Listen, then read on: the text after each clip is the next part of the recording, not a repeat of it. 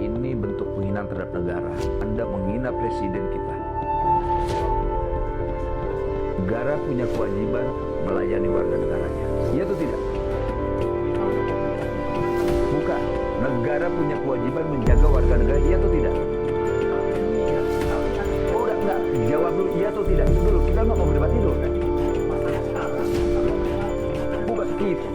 Kita tahu.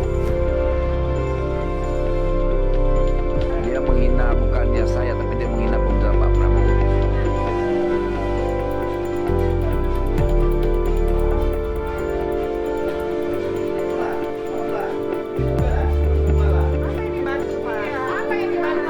Apa-apa deh, tenang.